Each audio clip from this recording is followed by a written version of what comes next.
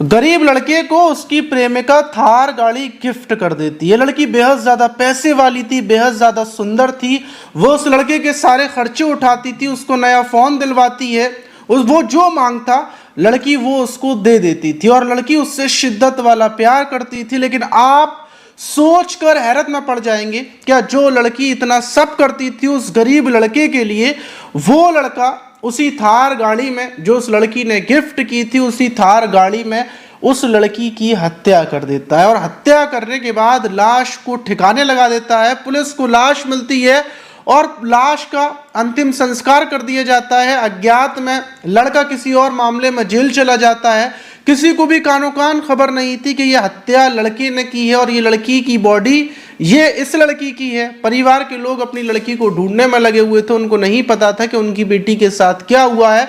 लेकिन जब कड़ी से कड़ी जुड़ती है और जब पुलिस आरोपी को तक पहुंचती है और उसको गिरफ्तार किया जाता है, उससे पूछा जाता है कि इतनी सुंदर लड़की थी, इतना ज्यादा प्यार करती थी, लाखों रुपए के गिफ्ट देती थी, फिर भी उस गरीब लड़के ने अपनी प्रेमिका की क्यों हत्या कर दी। पूरी कहानी जब आप सुनेंगे तो आप चौंक जाएंगे। तो चलते हैं और जो आज की घटना है उसको शुरुआत से जानते हैं आखिर तक। तो दोस्तों, मेरा नाम माज है। उम्मीद है कि आप सब अच्छे होंगे, सुरक्षित होंगे। और जो घटना है वो उत्तर प्रदेश के मुरादाबाद का कटघर थाना है और उसी थाने के अंतर्गत कोहिनूर तिराया है। वहीं के रहने वाले आदिल रहमान जो पीतल के बड़े कारोबारी हैं और उनका जो पीतल का माल है वो दूसरी जगहों पर एक्सपोर्ट होता है। वहीं उनकी एक लड़की है जिसका नाम अदीला रहमान है, जिसकी उम्र लगभग 22 साल थी। और अदीला रहमान हैदराबाद में लॉ की पढ़ाई कर रही थी और फिलहाल में उसके एग्ज़ाम आने वाले थे, इसलिए एग्ज़ाम की तैयारियों में लगी हुई थी। और 25 जून को वो अपने परिवार के लोगों से बोलती है कि उसको प्रयागराज जाना है, वहाँ पर उसके लॉ के एग्ज़ाम है। और 25 जून के परिवार के लोग, वैसे वो हमेशा जाया करती थी हैदराबाद, नोएडा, इधर उधर जाती थी, अकेली ही वो सफ़र करती थी, सब कुछ वो जानती थी और काम के सिलसिले में भी वो जाया करती थी अपने पिता के। तो नॉर्मल सी बात थी। माता पिता बोलते हैं कि ठीक है बेटा चली जाओ। 25 जून को वो अपने घर से निकलती है, प्रयागराज पहुंचकर अपने पिता और माँ को फ़ोन करती है, बताती है कि मैं यहाँ पर आ चुकी हूँ। और उसके बाद वो अपने एग्ज़ाम को देती है। एग्ज़ाम होने के बाद फिर 28 जून को वो बताती है कि माँ मैं यहाँ से निकल रही हूँ, घर के लिए रवाना हो रही हूँ। और वो वहाँ से फ़्लाइट पकड़ती है दिल्ली के लिए और 29 जून को वो दिल्ली में पहुँच जाती है। दिल्ली में पहुँचने के बाद अब दिल्ली से वो अपने घर की तरफ आने वाली थी मुरादाबाद, तो अपनी माँ को वो ये बात बता देती है। लेकिन उसके बाद अचानक से बेटी अदीला रहमान का फ़ोन स्विच ऑफ हो जाता है। माँ पिता इंतज़ार करते रहते हैं कि शायद बैटरी डिस्चार्ज होगी, इस वजह से बंद हुआ होगा, अभी चालू हो जाएगा, फिर बेटी से बात हो जाएगी। लेकिन बेटी का फ़ोन चालू नहीं होता, पूरा दिन गुजर जाता है। माता पिता अपनी बेटी की खोज करते हुए सीधी दिल्ली एयरपोर्ट पर पहुंचते हैं। वहां पर सीसीटीवी कैमरास की रिकॉर्डिंग वगैरह चेक करते हैं तो उसमें दिखता है कि अदीला रहमान एयरपोर्ट से बाहर निकलते हुए टैक्सी में बैठते हुए दिखती है। लेकिन उसके बाद वो कहाँ गई कुछ नहीं पता। परिवार के लोगों को लगता है कि शायद अदीला रहमान का किडनैप हो गया है या फिर हो सकता है उसके दिमाग में कोई बात हो, वो गुस्से में कहीं चली गई हो। परिवार चारों तरफ अपनी बेटी को ढूंढता फिरता है और 7 जुलाई को परिवार के लोग थाने में आते हैं और बेटी की गुमशुदगी की रिपोर्ट दर्ज करवा देते हैं कि हमारी बेटी गुमशुदा है। पुलिस बेटी को ढूंढने में लग जाती है। अदीला रहमान को चारों तरफ ढूंढ रही थी लेकिन पुलिस के हाथ बिल्कुल खाली थे। और आखिर में जो ये अदीला रहमान के परिवार के लोग थे, अदीला रहमान के कमरे में पहुंचते हैं कि हो सकता है उनको कोई सबूत मिल जाए, हो सकता है कोई ऐसी चीज़ मिल जाए कि बेटी परेशान हो, घर वालों को ना पता चली हो। तो वो अदीला रहमान के कमरे को छानबीन करते हैं, इधर से उधर देखते हैं। हैदराबाद में भी परिवार के लोग पहुँचते हैं और प्रयागराज में भी पहुँचते हैं। अलग अलग जगहों पर अदीला रहमान को ढूंढ रहे थे और ऐसे ही कर कर दिन गुजरते जा रहे थे। और जब कमरे के अंदर जो अदीला रहमान का कमरा है उसमें खोजबीन कर रहे होते हैं तो उसमें एक लाल जोड़ा शादी का माँ को मिलता है। लाल जोड़ा शादी का देखती हैं वो कि लाल जोड़ा ये किसका है। उनको लगता है कि शायद इसकी दोस्त वगैरह का होगा। फिर कागज़ वगैरह चेक किए जाते हैं और उसमें एक कागज़ मिलता है, निकाह नामे का कागज़। उस निकाह नामे के कागज़ में दोनों के फ़ोटोज़ वगैरह लगे हुए थे, नाम लिखा हुआ था और जो निकाह था वो उनकी बेटी अदीला रहमान का निकाह हो चुका था एक लड़के से, और जो लड़का था उसका नाम गुलफाम था, और जो उसकी लोकेशन थी वो कटघर थाने के अंतर्गत ही जो देवापुर गांव है वहां के लड़के की लोकेशन थी। फौरन परिवार के लोग दोबारा से 17 जुलाई को थाने में पहुंचते हैं और बताते हैं कि ऐसे ऐसे हमारी बेटी ने एक लड़के गुलफाम से निकाह किया था, वो इधर ही का रहने वाला है, और जहां तक अंदाजा है कि उसी लड़के गुलफाम ने हमारी बेटी का अपहरण किया है। पुलिस को एक पूरा पुख्ता सबूत मिल चुका था निकाह का, और पुलिस गुलफाम को ढूंढने के लिए निकलती है, गुलफाम के घर पहुंचती है, और पुलिस को पता चलता है कि गुलफाम 1 साल पहले एक केस में मतलब फरार चल रहा था, और उसने फिलहाल में ही कोर्ट में सरेंडर कर दिया और रामपुर की जेल में वो बंद है। जब ये बात कप्तान को पता चलती है, पुलिस को पता चलती है, तो पुलिस के बड़े बड़े अधिकारी फौरन ये वारंट निकलवाते हैं कि गुलफाम से पूछताछ करनी है, और जेल में पहुंचने के बाद पुलिस की टीम गुलफाम को हिरासत में ले लेती है और उससे पूछताछ की जाती है कि अदीला रहमान जो तुम्हारी प्रेमिका थी, जिससे तुमने शादी की थी, उसके साथ तुमने क्या किया, तुमने उसकी कहाँ हत्या की, उसकी लाश कहाँ पर है।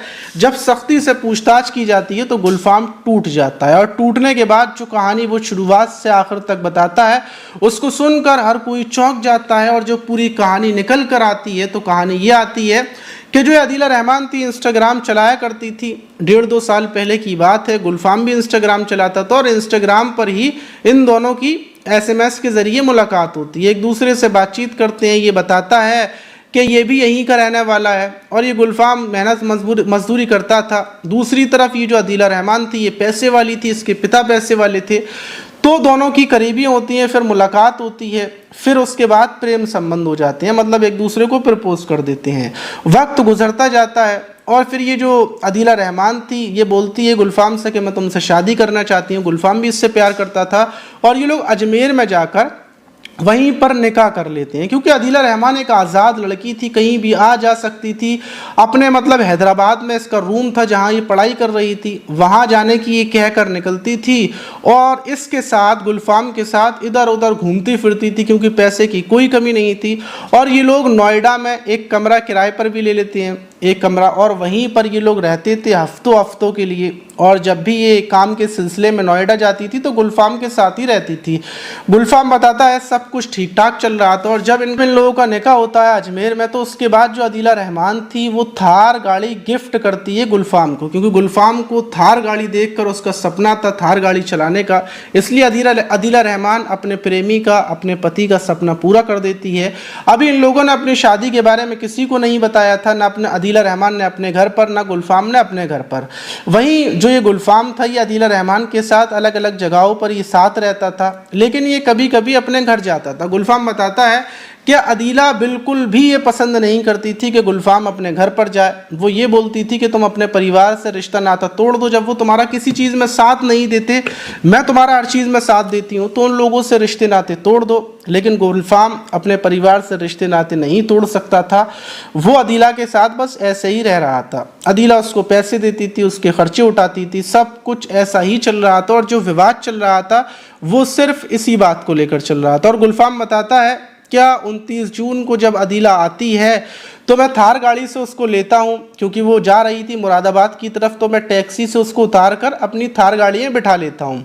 फिर उसके बाद हम लोग ऐसे ही घूमते फिर रहे थे, और फिर जो अदीला थी फिर वो इसी बात पर विवाद कर लेती है, क्या तुम अपने परिवार को छोड़ोगे या नहीं छोड़ोगे। और गुलफाम बोलता है कि मेरे परिवार ने मुझे पाल पोस कर बड़ा किया है, जवान किया है, मैं अपने परिवार को, अपने माता पिता को कैसे छोड़ दूंगा। और इसी बात को लेकर विवाद इतना बढ़ जाता है कि गुलफाम के पास एक पिस्टल थी, और वो पिस्टल निकालता है, और लखनऊ जो दिल्ली लखनऊ एक्सप्रेसवे है, हाईवे है, उसी पर वो अदीला रहमान के सिर में गोली मार देता है। गोली मारने के बाद लाश सीट पर पड़ी रहती है, और फिर वो कार से ही रात को ही, क्योंकि रात हो चुकी थी, तो वो गाड़ी से सीधा उत्तराखंड की तरफ निकलता है, और वहीं पर रुड़की में पास ही एक नहर थी, वहीं पर गाड़ी रोकता है, और रात सन्नाटे में बॉडी को वहीं पर फेंक देता है, और फेंकने के बाद वापस आ जाता है। वहीं 4 जुलाई को जो रुड़की से आगे की तरफ जो नहर गई है वहाँ पर पुलिस को इसका अदीला की बॉडी मिलती है, और उसके बाद बॉडी को निकाला जाता है। शिनाख्त करने के लिए 72 घंटे तक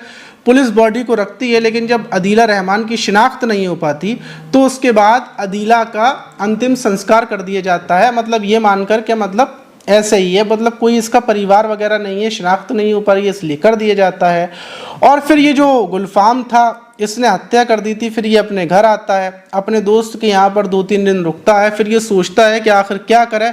फिर उसको याद आता है कि पुराने 1 साल पुराना जो इसके ऊपर मामला चल रहा है उसमें ये फरार चल रहा है। उस मामले के तहत ये कोर्ट में हाजिर होता है और वहाँ से जेल चला जाता है। इसको यकीन था कि जब ये जेल में होगा तो पुलिस को पता ही नहीं चलेगा कि गुलफाम ने ये हत्या की है अदीला की, और अदीला के परिवार वालों को भी पता नहीं चलेगा। लेकिन निकाह नामे की वजह से पुलिस इस तक पहुंच जाती है, इसको पकड़ लेती है। जब इस घटना का खुलासा होता है, क्या 4 जुलाई को जो वहाँ पर बॉडी मिली थी वो अदीला रहमान की थी। मुस्लिम अदीला रहमान का अंतिम संस्कार हो गया। परिवार वाले लास्ट टाइम बेचारी का चेहरा तक नहीं देख पाए।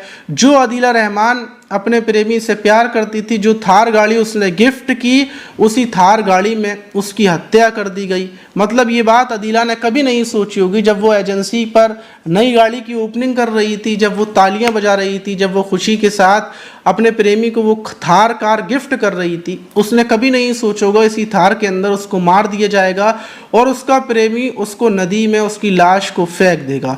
तो आप सोच कर देखिए, क्या आप यकीन कर सकते हैं कि आप किसी से प्यार करते हैं, वो आपसे प्यार करता है और वो आपको मौत के घाट उतार दे। लड़ाई झगड़ा तो हो सकता है, लेकिन मौत के घाट उतारना ये बहुत बड़ी बात है।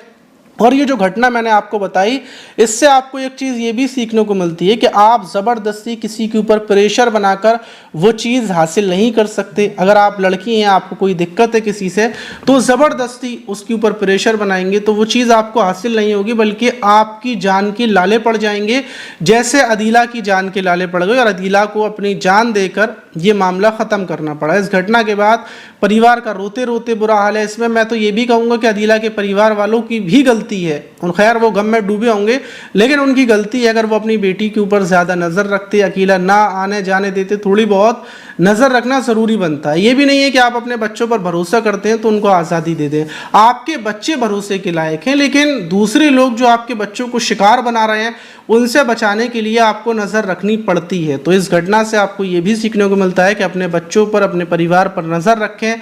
कितना भी भरोसा करते हो आप, लेकिन नज़र रखें कि दूसरों के झांसे में आपके बच्चे ना फंस जाएं। और आप इस जो गुलफाम दरिंदा था उसको क्या सज़ा मिलनी चाहिए? मेरा कहना तो ये, इस गुलफाम को फांसी की सज़ा मिलनी चाहिए, फांसी से कम सज़ा नहीं मिलनी चाहिए। क्योंकि बेचारी अदीला जिसने सच्ची प्यार करी, सच्ची मोहब्बत करी, उसकी मोहब्बत में कोई कमी नहीं थी, लेकिन बेचारी मासूम को मौत के घाट उतार दिया गया। और हमारी दुआ ये भी है कि अदीला, ऊपर वाला अदीला के गुनाहों को, उसके जो भी उसने कुछ किया हो, उनको माफ़ करने के बाद उसको स्वर्ग में, जन्नत में भेजे और बेचारी की, उसकी आत्मा को शांति दे। आप इस घटना पर क्या बोलेंगे कमेंट बॉक्स में ज़रूर बताइएगा।